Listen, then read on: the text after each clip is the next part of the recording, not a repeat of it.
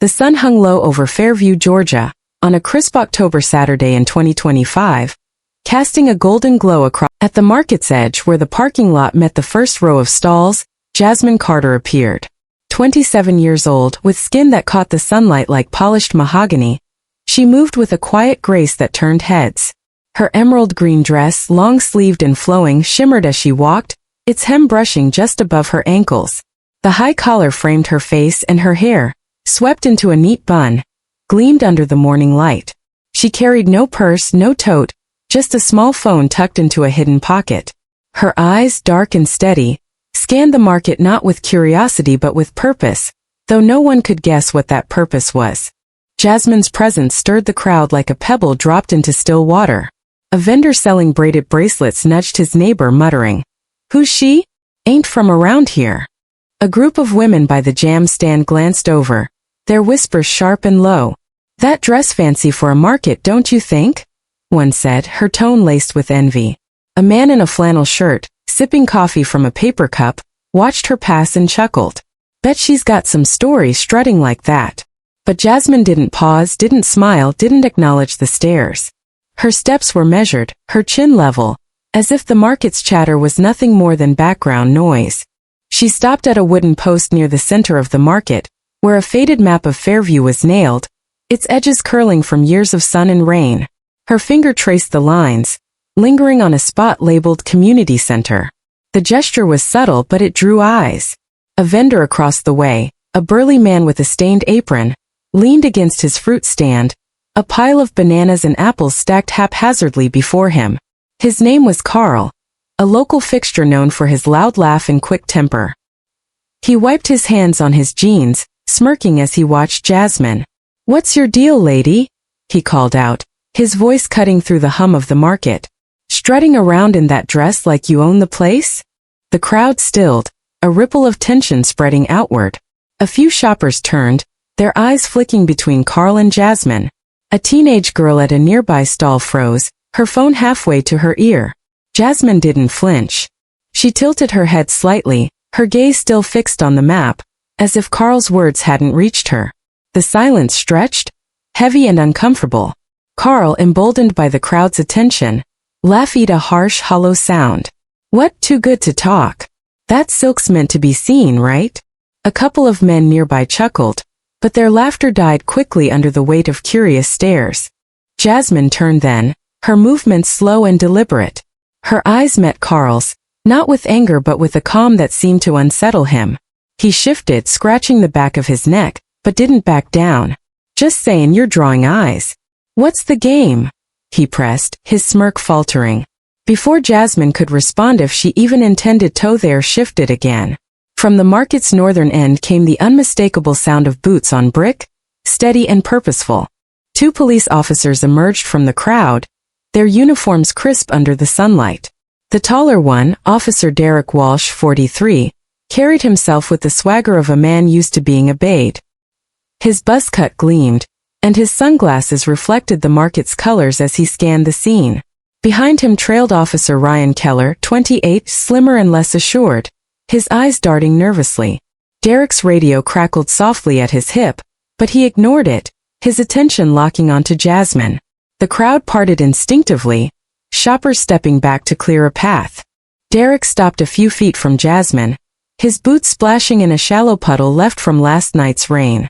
A droplet flicked onto the hem of her dress, darkening the silk. He tilted his head, his lips curling into a smirk that didn't reach his eyes. "Nice dress, sweetheart," he said, his voice loud enough for the crowd to hear. "What's it hiding?" A murmur ran through the onlookers, some shocked, others amused. A man in a baseball cap snorted, but a woman beside him hissed, "That's not right." Ryan, standing just behind Derek, shifted his weight, his hand brushing his holster as if unsure what to do. Jasmine met Derek's gaze, her expression unchanged. She didn't step back, didn't lower her eyes. The silence between them crackled with tension, like a storm gathering on the horizon. Derek's smirk widened, but there was a flicker of unease in his eyes. "I asked you a question," he said, stepping closer. "What's under that dress? You don't look like you're from Fairview. Mind showing some ID?" His tone was casual, but the command was clear. The crowd grew quieter, phones now openly raised to record. Jasmine's hand moved to her pocket, slow and deliberate. Derek's eyes narrowed, his hand twitching toward his belt. "Easy now," he warned. The crowd's murmurs grew louder. A teenage boy shouted, "Leave her alone, man!" But his mother yanked him back, whispering fiercely. A vendor lowered her tent flap, as if to distance herself from the scene. Ryan cleared his throat, stepping forward.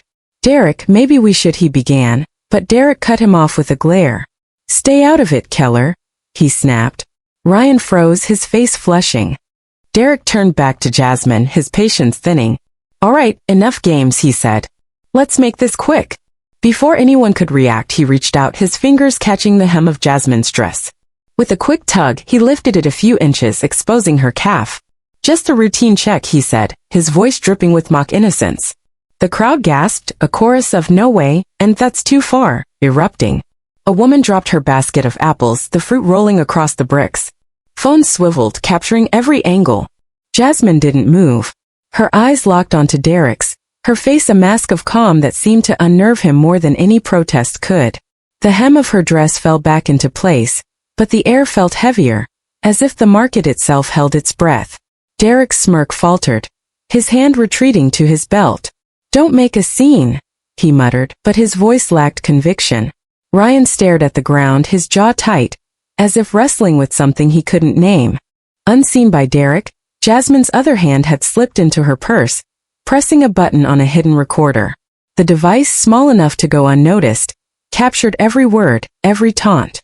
She pressed send on her phone, the screen flashing briefly before going dark. The crowd's outrage grew. A man shouted, "You can't do that," while a group of teens chanted, "Shame! Shame!" Carl, the vendor, ducked behind his stall, his bravado gone. Then from the market's far end, came a low rumble like thunder rolling in. Heads turned as a black SUV tore into the lot, its tires screeching against the asphalt. Dust swirled and the vehicle stopped just yards from the scene, its matte gray surface gleaming ominously. The driver's door swung open, and Inspector James Holt, 52, stepped out. His plain gray shirt and khakis belied the authority in his stride, his face set like stone. Behind him, 3 agents in tactical vests fanned out, their hands resting on holsters. The crowd fell silent, phones still raised but trembling now. Derek's eyes widened, his hand frozen on his belt. Ryan took a step back, his face pale. Holt walked straight toward Jasmine, ignoring the officers.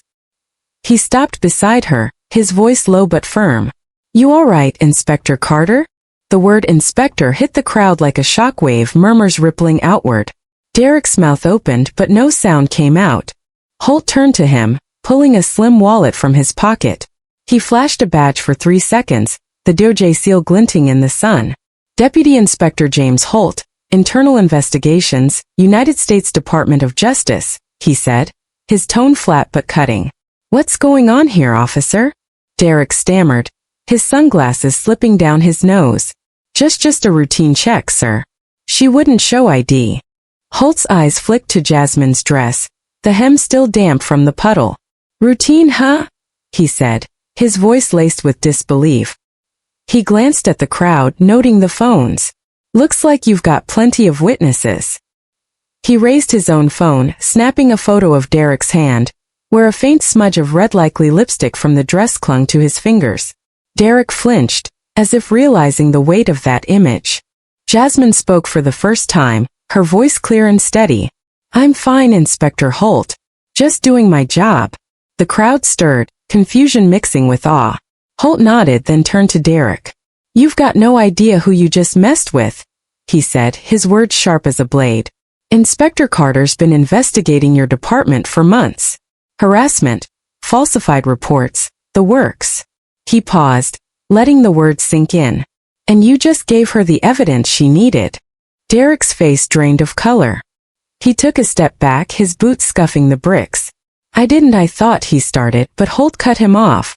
"Save it for the report." He signaled his team, who moved to flank Derek. Ryan stood frozen, his eyes darting between Jasmine and his partner. The crowd's murmurs grew louder, a mix of shock and anger. A woman in a sundress shouted, "Get him out of here!" while a man recorded, muttering, "This is going viral." Carl the vendor re-emerged, his face pale. He tried to laugh it off. "Just a misunderstanding, folks," he called, but no one listened. A teenage girl, her phone still raised, posted the video to TikTok with the caption, "Fairview cop harasses woman gets owned. Justice for Jasmine."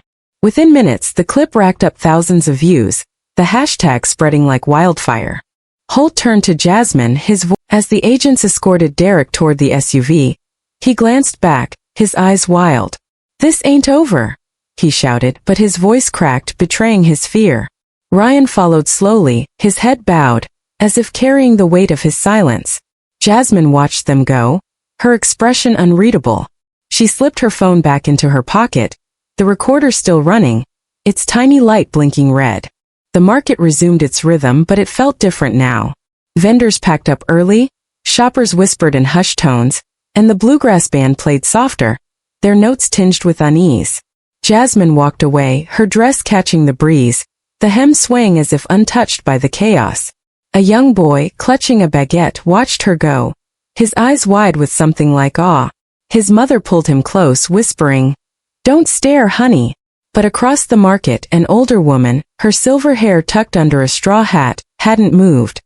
The sun climbed higher, but the market's warmth had faded. Something had shifted in Fairview, something that couldn't be undone. Jasmine's steps echoed on the bricks, each one a reminder that she'd come not to shop, not to blend in, but to stand still at the right moment. And in that stillness, she'd set a spark that would soon engulf the town, the department, and the Fairview Farmers Market closed early that Saturday, its brick-paved lot emptying under a sky bruised with late afternoon clouds. The vendors packed their tents in silence, the bluegrass band's final chords fading into the hum of departing cars. But the spark ignited by Jasmine Carter's encounter with Officer Derek Walsh refused to die. By dusk, the video shot by a silver-haired woman at a craft stall had exploded across TikTok, Twitter/X, and Reddit, racking up over 1 million views. The hashtag Justice for Jasmine trended nationwide, each share amplifying the image of Derek's smirk, Jasmine's unyielding gaze, and Inspector James Holt's badge flashing in the sun. Fairview, a sleepy Georgia town of 12,000, was no longer just a dot on the map. It was a battleground. The clip spread like wildfire, its 47 seconds replayed on every screen in town. At the Dixie Diner on Main Street, waitresses paused mid-order to watch it loop on a customer's phone. Teens at the skate park huddled over cracked screens, their voices rising with indignation. "That's messed up, man," one said, reposting it with a fist emoji. On the local Facebook group, Fairview Neighbors, comments poured in, some defending Derek as just doing his job, others demanding his badge. A single mother scrolling while her kids slept typed, "If that was me, I'd be terrified. Why didn't anyone stop him?" Her post got 300 likes by morning. By Sunday, the video hit national news. CNN ran a segment titled "Small Town Scandal. Cop Caught on Camera," splicing the footage with interviews from market witnesses. A woman in a sundress, her voice trembling, said, "I was there. I should have said something, but I froze." MSNBC's panel debated police reform, while Fox News framed it as another overblown incident. But the raw power of the video, Derek's taunt, "What's it hiding, sweetheart?" and Jasmine's calm defiance cut through the spin. On Twitter/X, a user named @TruthTellerGA posted, "This isn't just Fairview. This is everywhere. Justice for Jasmine." The tweet got 50,000 retweets. In Fairview, the fallout was immediate and visceral. By Monday morning, a crowd of 200 gathered outside the police station, a squat brick building on Oak Street. Protesters, mostly young, held signs reading "No badge," "No bully," and "Protect, don't provoke." A college student with a megaphone led chants, "Fire Derek Walsh! Fire Derek Walsh!" Across the street, a handful of counter-protesters waved "Blue Lives Matter" flags, shouting, "Cops keep us safe." The air crackled with tension, broken only by the wail of a news van's siren as it pulled up to film. Inside the station, the mood was grim. Officers huddled in the break room, their coffee growing cold as they watched the protest on a muted TV. Officer Ryan Keller, 28, sat in the corner, his eyes fixed on the floor. The image of Jasmine's dress hem, lifted by Derek's hand, played on a loop in his mind. He'd stood there, silent, his boots rooted to the bricks. "Why didn't I say something?" he muttered, but no one heard. Across the room, Derek leaned against the vending machine, his arms crossed, his face a mask of defiance. "They're blowing this out of proportion," he said, loud enough for everyone to hear. "She was acting shady. I did my job." Ryan's stomach churned. He'd known Derek for 3 years, looked up to him as a mentor. Derek's confidence, his knack for commanding a scene, had always seemed like strength. But now Ryan saw it for what it was: arrogance. He stood, his chair scraping the linoleum, and headed for the locker room. Derek followed, sensing the shift. "You got a problem, Keller?" he asked, his voice low and sharp. Ryan paused, his hand on his locker. "You went too far, Derek," he said, not meeting his eyes. "That wasn't a check. That was wrong." Derek laughed, a harsh bark that echoed off the tiles. "Wrong? You're green, kid. She was playing us all cool and silent. Bet she set the whole thing up." He leaned closer, his breath hot with coffee. "You gonna rat me out? Throw away your career for some chick in a dress?" Ryan's jaw tightened. He wanted to argue, to shove Derek back, but the words stuck in his throat.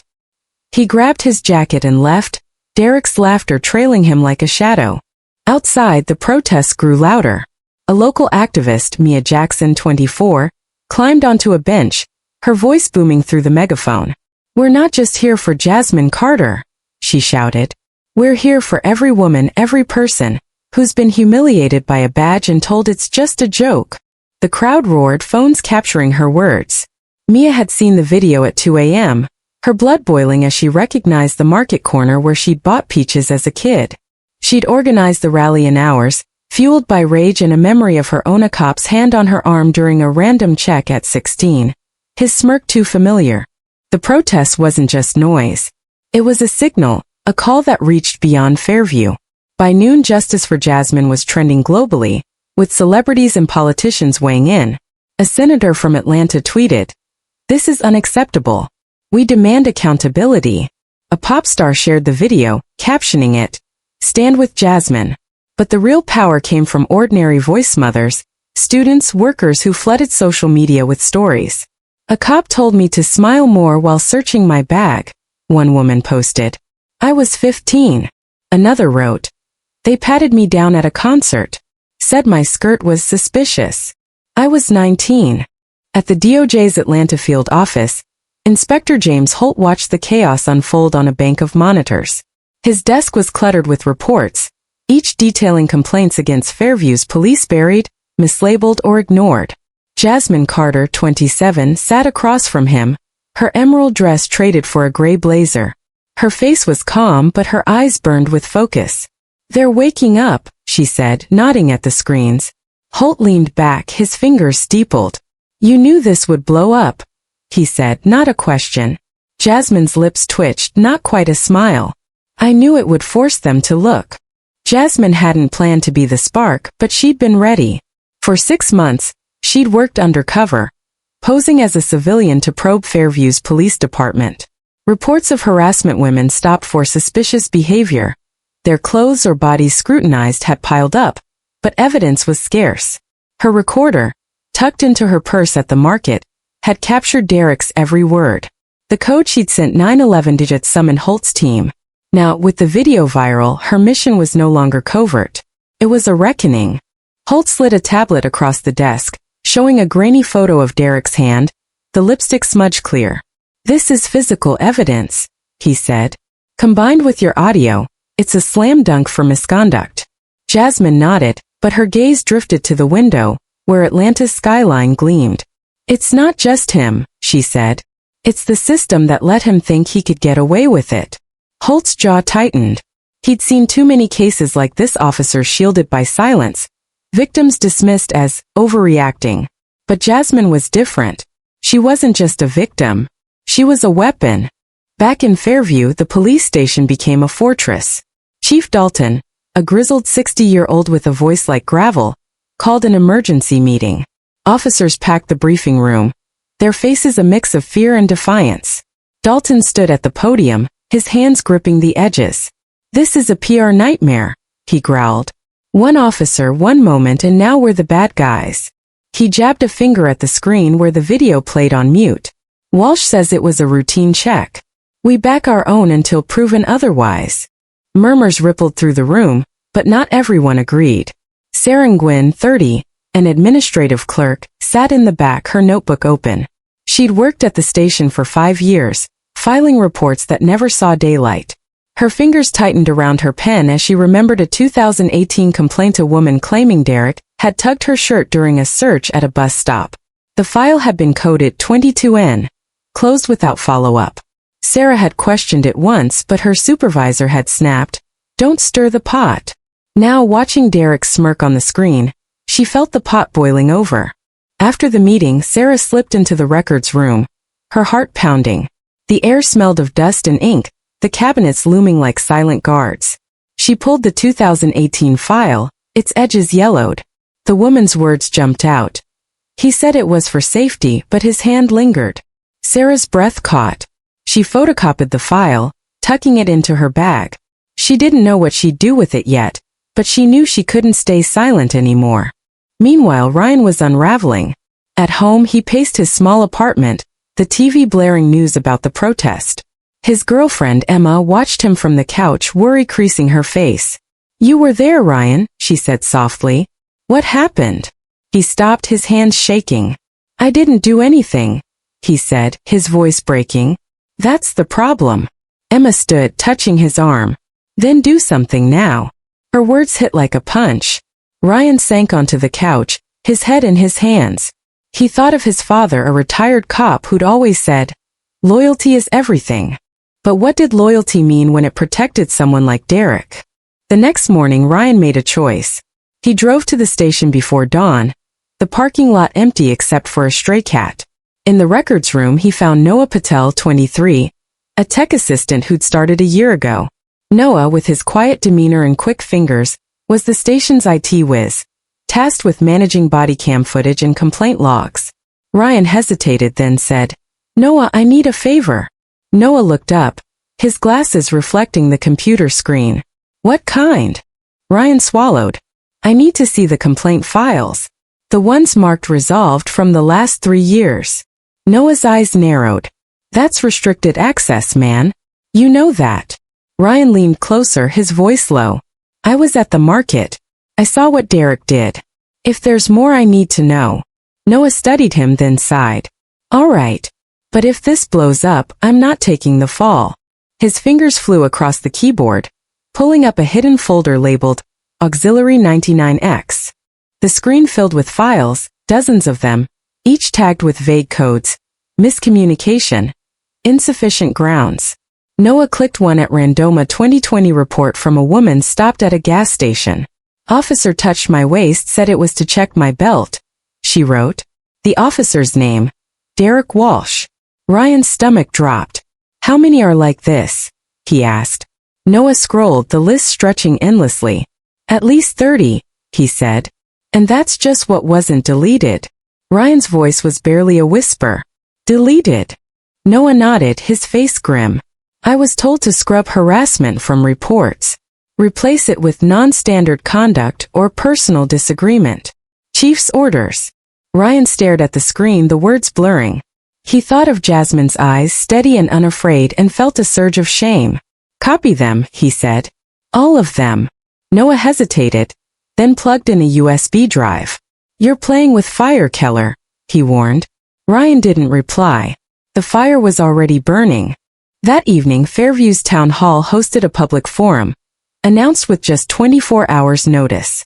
The auditorium, usually reserved for school plays, was packed. Over 400 people, from retirees to college kids, squeezed into folding chairs. The stage held a long table where Chief Dalton, Mayor Linda Hayes, and a DOJ representative sat, their faces tense. Jasmine wasn't there. She declined to attend, letting Holt handle the spotlight. But her presence loomed, her name whispered in every corner. Mia Jackson, the activist, took the mic first. "This isn't just about one cop," she said, her voice steady despite the hecklers in the back. "It's about a department that's been hiding complaints for years. How many women have to be humiliated before you act?" The crowd cheered, but some booed, a man shouting, "Cops aren't the enemy." Sarah Gwynn stood next, her knees shaking. She clutched the 2018 complaint, its photocopy creased from her bag. "I work at the station," she said, her voice cracking. "This is a report from a woman who said Officer Walsh touched her inappropriately. It was buried. I'm done staying quiet." The room erupted, cheers mixing with gasps. Dalton's face reddened, but he said nothing. A reporter from the Atlanta Journal-Constitution scribbled furiously, her pen racing to capture Sarah's words. Noah Patel was next, pushed forward by a colleague. He adjusted his glasses, his voice soft but clear. "I was told to delete harassment from reports," he said. "I saved some originals. They show a pattern. Walsh isn't the only one." The crowd roared, phones flashing as they recorded. A woman in the front row stood, tears streaming.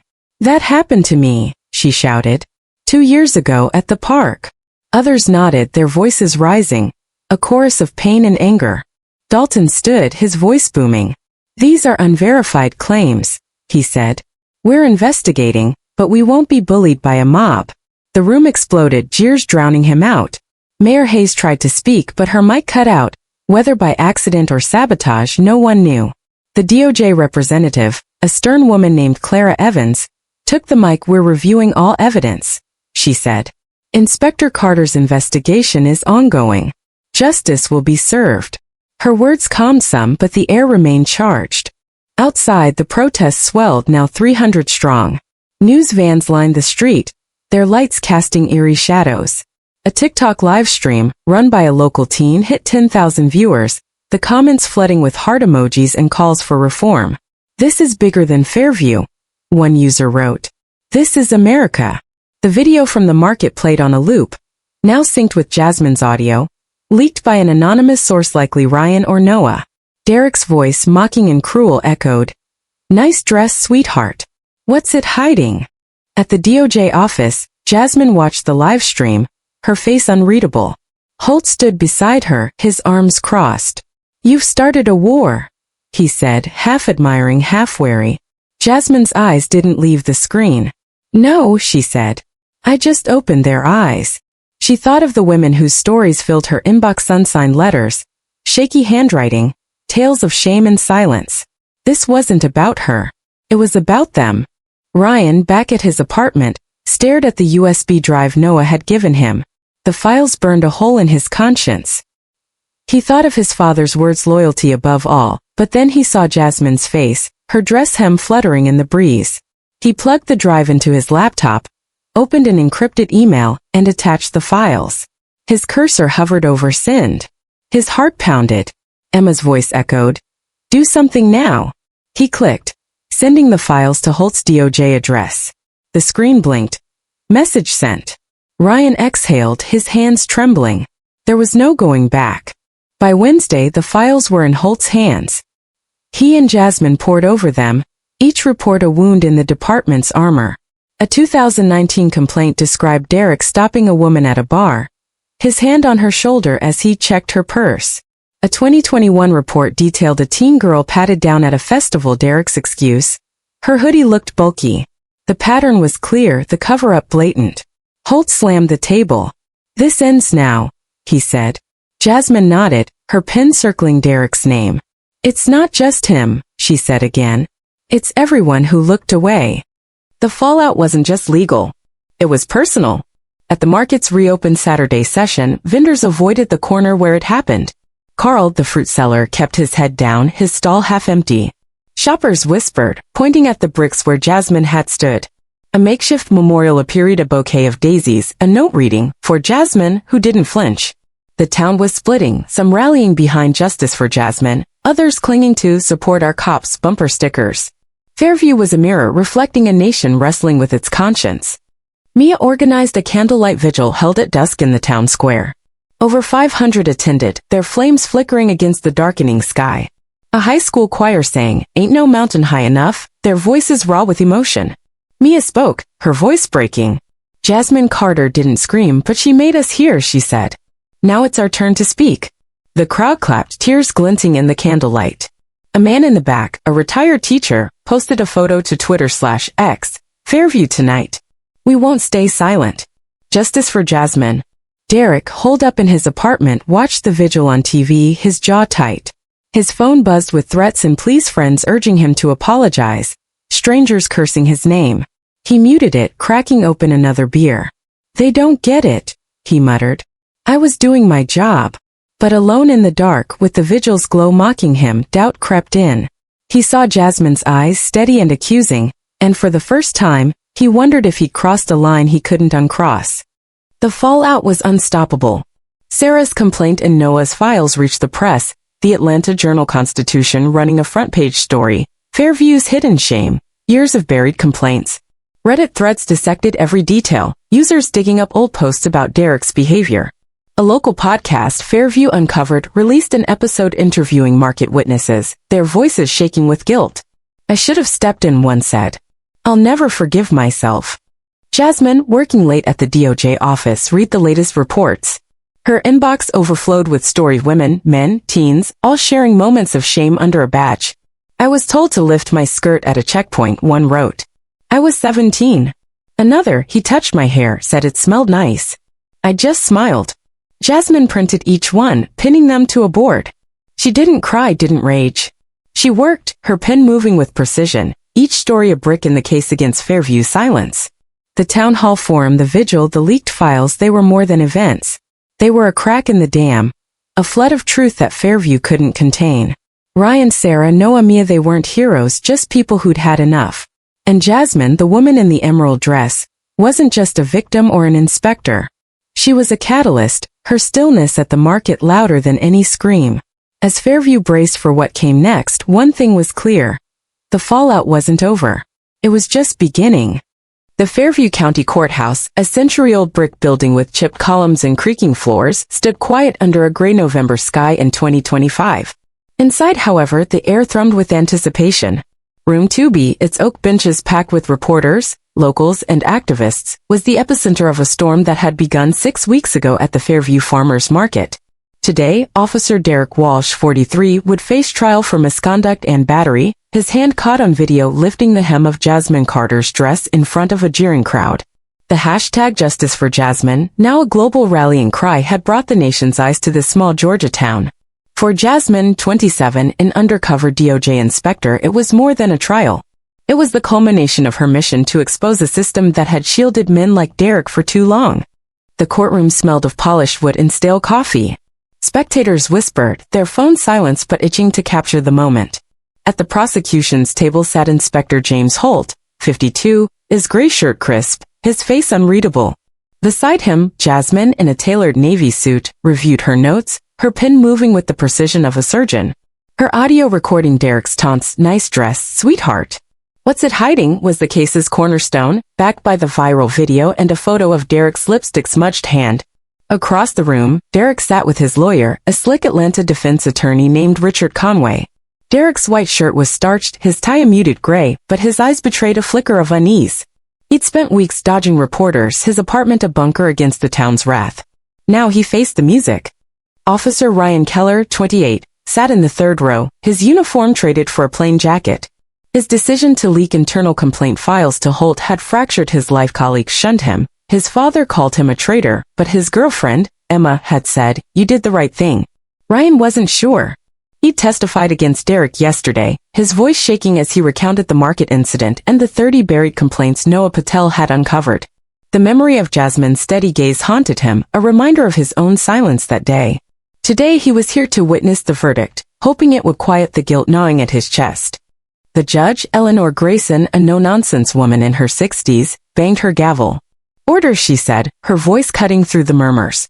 The prosecution opened with Clara Evans, the DOJ representative from the town hall.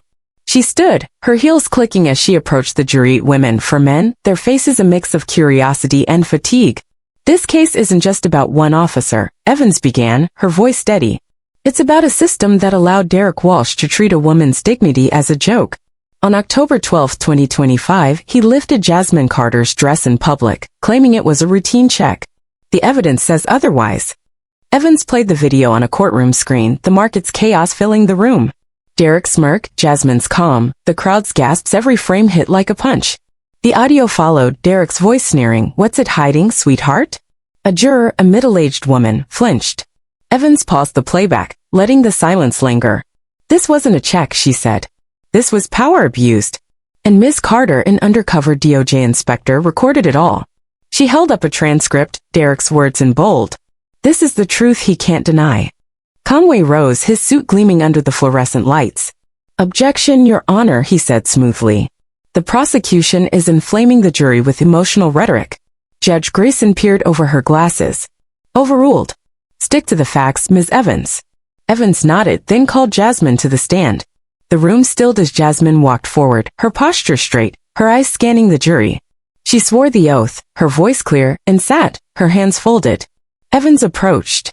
Ms. Carter, can you describe what happened at the market? Jasmine's account was precise, almost clinical. I was reviewing a community map when Officer Walsh approached. He demanded my ID, then made comments about my dress. When I didn't respond, he lifted my hem, claiming it was a security check. Her tone didn't waver, but the jury leaned forward riveted. I activated my recorder before he spoke, she added, because I suspected he'd cross a line. He did. Evans played the audio again, Derek's taunts echoing. A juror wiped her eyes. Conway's cross-examination was calculated. He leaned against the podium, his smile disarming. Miss Carter, you're a trained DOJ inspector, correct? Jasmine nodded. So you knew how to provoke a reaction, didn't you? Your silence, your refusal to show it wasn't that designed to bait my client. Jasmine's eyes met his, unflinching. I didn't provoke him, she said. I stood still. He chose to act. Conway pressed. You could have identified yourself as DOJ. Why didn't you? Jasmine paused, then said, because every woman deserves respect, not just those with a badge. The jury murmured, Conway's smile faltering. Derek took the stand next, his voice gruff but rehearsed. I thought she was suspicious, he said. No ID, no answers, just standing there like she was hiding something. I acted to ensure safety. Evans pounced on Cross. Safety? She asked, holding up the lipstick smudge photo. Is this safety, Officer Walsh? Or is this you enjoying your power? Derek's face reddened. It was a quick check, he muttered. Evans played the audio again, his sweetheart taunt ringing out. Does this sound like concern for safety? She asked. Derek had no answer. The trial stretched over 3 days, each moment dissected by the press. Outside, protesters grew to 500, their signs now reading, in police abuse, and Jasmine speaks for us. A counter-rally, smaller but vocal, waved support our cops banners. News vans clogged the courthouse lawn, their anchors delivering live updates. On Twitter/X, Justice for Jasmine battled back the blue, the divide splitting families and friends. At the Dixie Diner, a fistfight broke out over the case, 2 men hauled off in cuffs. Ryan's testimony lingered in the air. He'd admitted his silence at the market, his voice breaking as he said, I should have stopped him. I didn't. The jury watched him closely, a young man unraveling under the weight of his choice. Conway tried to discredit him, painting Ryan as a disloyal rookie seeking fame, but Ryan's raw honesty, I was scared to lose my job, but I'm more scared of who I'd become if I stayed quiet, swayed the room. A juror, a retired teacher, nodded, her pen still.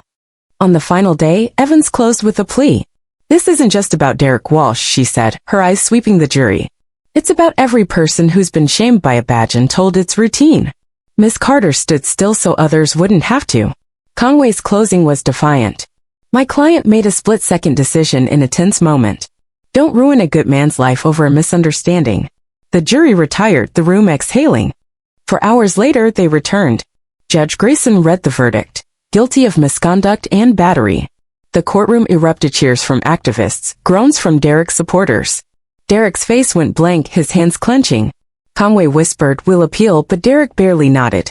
He was barred from law enforcement, sentenced to 6 months in jail and 2 years probation.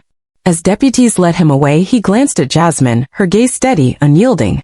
Ryan watched, his chest tight, relief mixing with shame. Outside, the crowd roared as news spread. Mia Jackson, the activist, hugged her friends, tears streaming.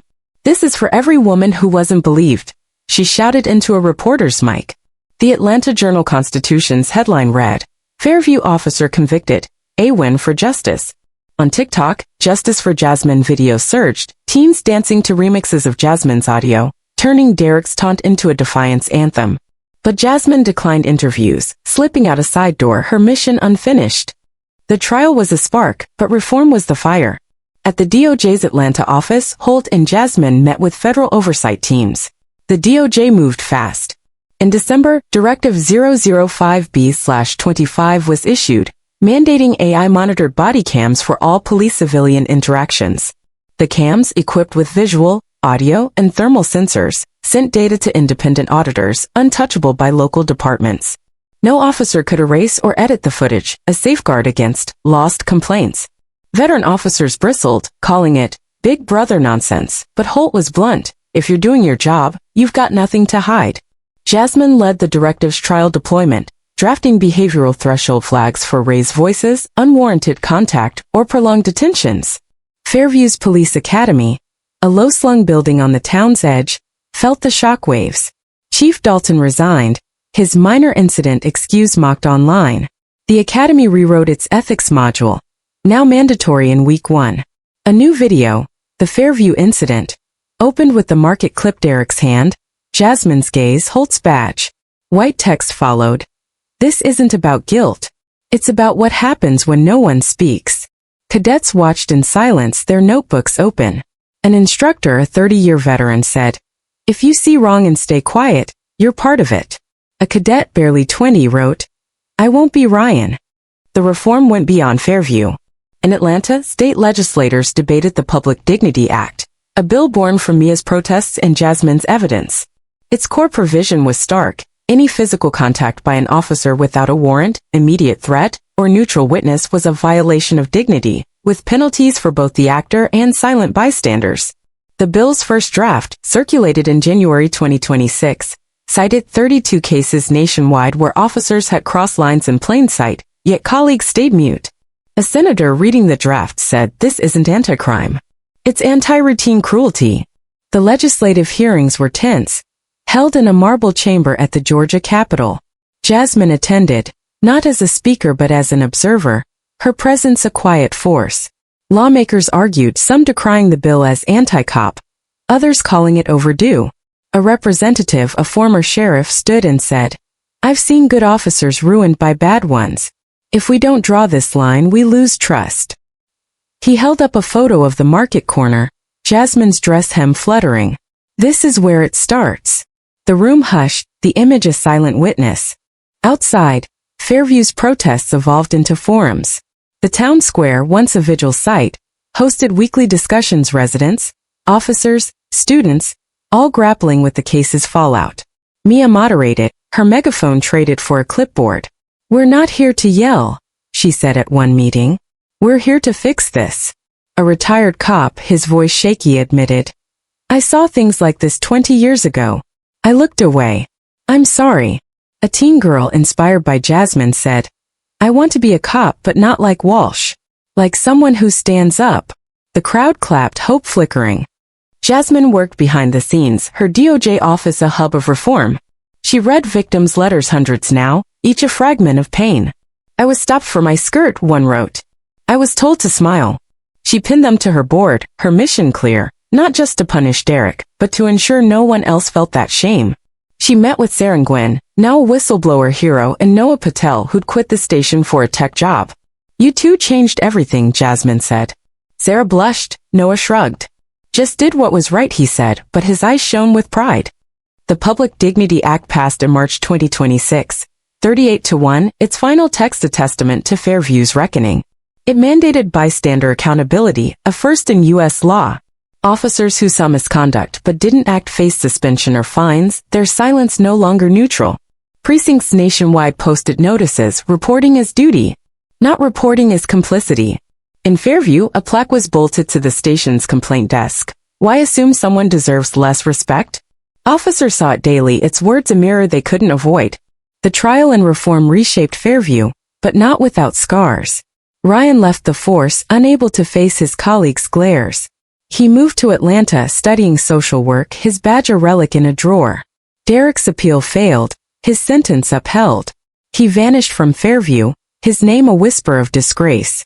Jasmine stayed at the DOJ, her name unspoken in the bill but woven into its spirit. At a legislative signing, a senator offered her a pen. She declined, saying, "Give it to someone who wrote a letter." She meant the women whose stories filled her board. Their voice is the true architects of change. Fairview's Academy graduated its first post-reform class in April. Cadets wore pins with the bill's initials PDAA, quiet not to the law. Their ethics test included a question: you see an officer touch a civilian's clothing without cause. What do you do? Most wrote, report it. One added, I'd step in like Jasmine did. The instructor smiled, taping the answer to his office wall. Outside, the market corner bore a new sign: respect starts here. It wasn't grand, but it was enough. The reform wasn't perfect. Some officers resisted the AI cams, grumbling about trust.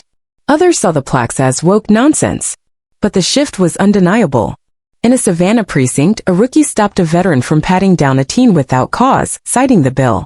In Macon, a woman filed a complaint, her voice steady, knowing it wouldn't be buried. Fairview's trial had cracked open a truth: silence wasn't safety. It was surrender. Jasmine walked the Capitol steps after the bill's signing, the spring air warm on her face. She didn't smile, didn't celebrate. Her phone buzzed with a letter from a 19-year-old. I saw your video. Now I know I can speak. She saved it, her board waiting for one more pin. The trial was over, the law in place, but their work went on. Fairview had changed, not with a shout, but with 1,000 quiet choices to never look away again. The Fairview Farmers Market reopened in April 2026, its brick-paved lot bathed in the soft light of spring. The air carried familiar scents: ripe peaches, fresh bread, the faint tang of coffee from a nearby stall. Vendors unfurled their canvas tents, their handwritten signs swaying in the breeze. Local honey $9, cherry tomatoes 3 for $5. Children darted between tables, their laughter mingling with the strum of a folk guitarist under the sycamore tree. On the surface, Fairview, Georgia, seemed to have slipped back into its old rhythm, a small town of 12,000 souls knitting itself together after a storm.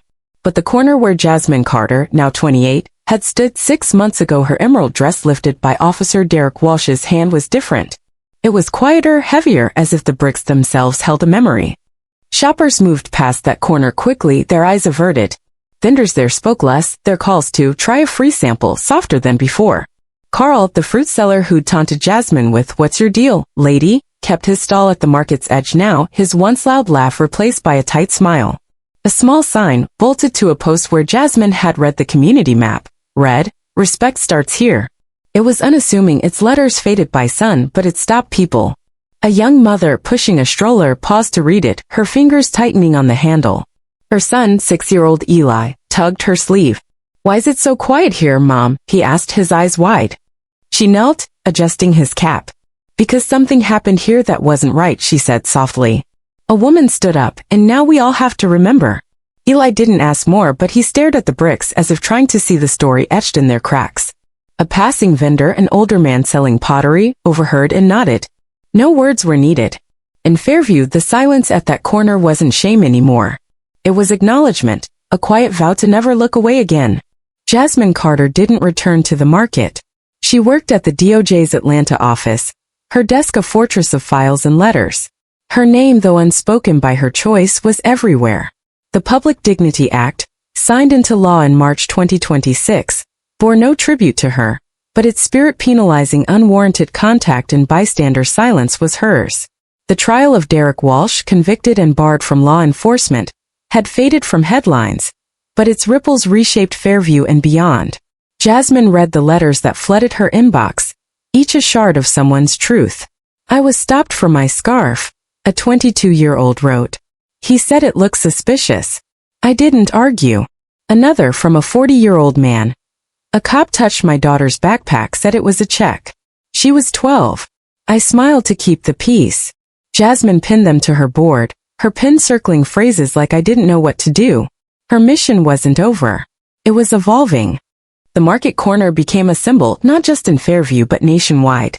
In May, a mural appeared on a wall across from the sign, painted overnight by an anonymous artist.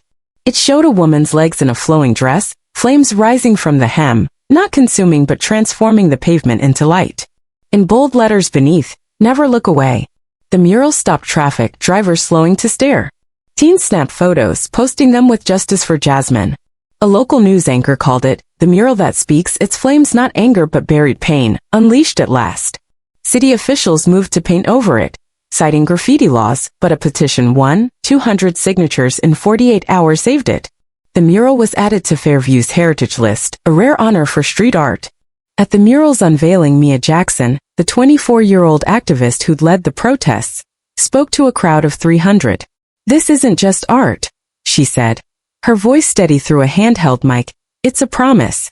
We won't forget what Jasmine Carter did, or what we all let happen for too long."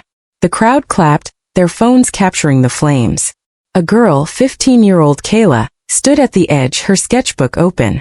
She'd drawn the mural, adding her own touch. A pair of eyes above the flames, steady and unblinking. "It's her," Kayla told her friend, meaning Jasmine. "She saw everything, and now we have to."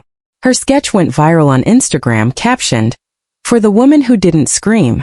Jasmine saw the mural on a news clip, pausing her work. She didn't focus on the flames but on the dress, its hem swaying as if untouched. She thought of that October day, not the shame of Derek's hand but the power of her stillness. She didn't visit the mural, didn't need to. Its existence was enough, a mirror for a town learning to see itself. At the DOJ, she launched Unheard Voices, a digital archive for stories like those on her board. The site, built by former law students, was simple. No logos, no required names, just a prompt. If you've ever been treated like your existence was a nuisance, tell it here. Within a week, 500 stories poured in, small-town teens, urban mothers, rural veterans, all sharing moments of indignity under authority. One story from a 19-year-old in Macon stayed with Jasmine. "A cop stopped me for my hoodie," the girl wrote. "Said it looked gang-related. He tugged it off, laughed when I flinched. I didn't tell anyone until now." Jasmine forwarded it to the Unheard Voices team, who turned it into training data for police academies. The project wasn't about lawsuits or headlines. It was about presence, giving voice to those who'd smiled through shame. At a DOJ meeting, Jasmine said, "They don't need to win. They need to be heard." Her colleague, James Holt, nodded, his respect for her deepening. "You're changing the game, Carter," he said. She didn't smile, just kept working. Fairview's police academy, reshaped by the Public Dignity Act, became a model for reform. Its ethics module, now week 1, used the market video Derek's taunt, Jasmine's gaze, Holt's badge. Cadets, some as young as 19, watched in silence, their pens still. The instructor, Captain Laura Tate, a 35-year-old veteran, pointed to the screen. "This isn't about pointing fingers," she said. "It's about what you do when you're standing where Ryan Keller was." A cadet, Maya, 20, raised her hand. "I'd report it," she said. "No one should feel alone." Tate taped her answer to the wall, a new tradition. The Academy's new building, the Ethical Response Training Department, opened in June. Its plaque read, "What do you do when wrong unfolds in plain sight?" Classes didn't teach law, but beyond Fairview, the Public Dignity Act rippled. In Savannah, a woman reported an officer's unwarranted pat-down. Citing the law, the officer was suspended. In Chicago, a precinct adopted Unheard Voices stories for training, officers reading them aloud. In Los Angeles, a high school teacher, Elena Ruiz, 37, showed the market video to her civics class. "What would you do?" she asked. A 14-year-old Marcus said, "I'd tell someone. No one should be touched like that." Elena smiled, her heart swelling. Marcus didn't know it, but his mother had written to Unheard Voices. "A cop searched my purse, said I looked shifty. I was 25. I never told my son." Fairview schools joined the shift. At Lincoln Middle School, a new unit, Personal Rights, used the mural's Imagino faces, just the flaming dress. Miss Carla Hayes, 40, projected it, letting silence settle. "If you saw this happen," she said, "what's your move?" A 13-year-old Aisha raised her hand. "I wouldn't walk away," she said. "I'd say something, even if it's just stop." Her classmates nodded, no one laughing. Aisha's mother, a nurse, had been stopped years ago. Her scrubs deemed suspicious. Aisha didn't know the story, but her instinct echoed it. Hayes taped Aisha's words to her desk. "That's enough." The town square, once a protest site, became a learning space. Mia organized dignity dialogues, monthly gatherings where residents shared stories. A retiree, Mr. Thompson, 68, spoke at one, his voice cracking. "I saw a woman get searched at a bus stop in 98, he said. "I thought it was normal. I was wrong." A teen, Javier, 16, followed, "My cousin got stopped for his backpack. I want to be a cop, but I'll do it right." The crowd clapped, their candles flickering. Mia posted a clip to Twitter/X. Fairview's healing, one story at a time. Never look away. Jasmine read about the dialogues, her heart stirring. She didn't attend, didn't need the spotlight. Her legacy was in Aisha's words, Jamal's stance, the mural's flames. At the DOJ, she trained new inspectors, teaching them to listen, not just investigate. Every complaint is a person, she said. Don't let them become a code. Her trainees, inspired, called her the quiet force, a nickname she shrugged off. Holt, overhearing, said, "They're not wrong." Jasmine kept her eyes on her board, the letters her guide. Derek Walsh was gone, his apartment empty, his name a cautionary tale. Ryan Keller, now 29, studied social work in Atlanta, his badge a memory. He volunteered at a community center, teaching teens about rights. You don't need a uniform to stand up, he told them. One boy, 15, asked, like that lady at the market? Ryan nodded, his throat tight. Exactly like her. Sarangwin spoke at reform conferences, her 2018 complaint a spark for change. Noah Patel coded for a startup, his saved files a badge of courage. They'd all been shaped by Jasmine's stillness, their choices a ripple of her stand. Fairview's market closed its season in June, the bricks warm under fading light. Eli, now 7, walked with his mother, pointing at the mural. Is that the lady? He asked. She smiled. It's what she started. Eli nodded, clutching a peach. At home, he told his dad, some places don't laugh much, 'cause they're learning to be better. His father, a mechanic, murmured, that's worth more than an apology. The boy's eyes lingered on the mural's flames, a promise forming in his heart. Across town at Lincoln Middle School, Aisha taped a drawing to her locker. The mural's dress, eyes above, watching. Her friend asked, why is it there? Aisha said, so I don't forget.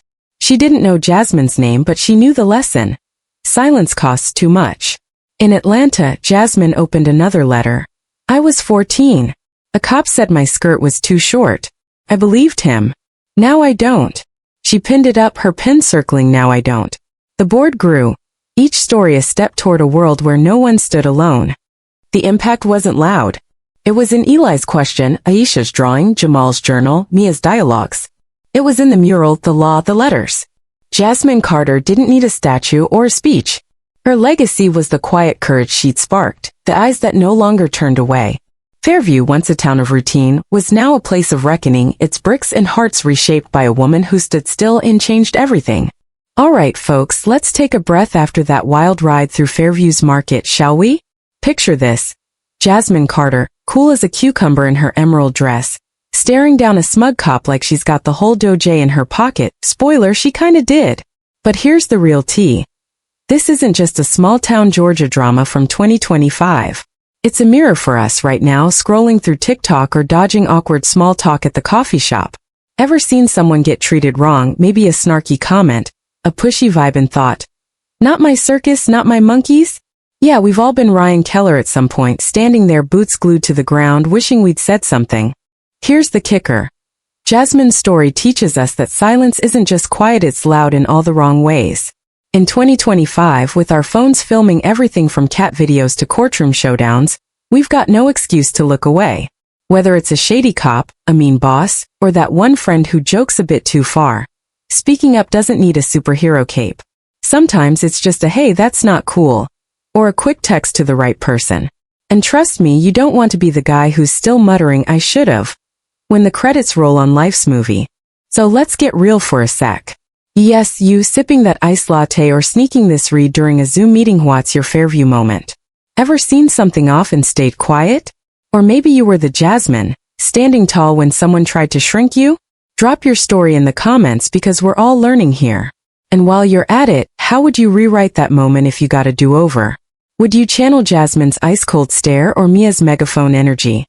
Now, before you scroll off to the next viral dance trend, hit that subscribe button. We're dropping more stories like this, real, raw, and packed with lessons that stick. Fairview's just the start. Next up, who knows? Maybe we'll dive into a rogue AI or a diner rebellion over bad pancakes. Don't miss it. And hey, share this with your crew. Let's get everyone talking about what it means to stand up, not stand by. Because if Jasmine taught us anything, it's that one voice, one moment, can light a fire that changes everything. So what's your spark gonna be?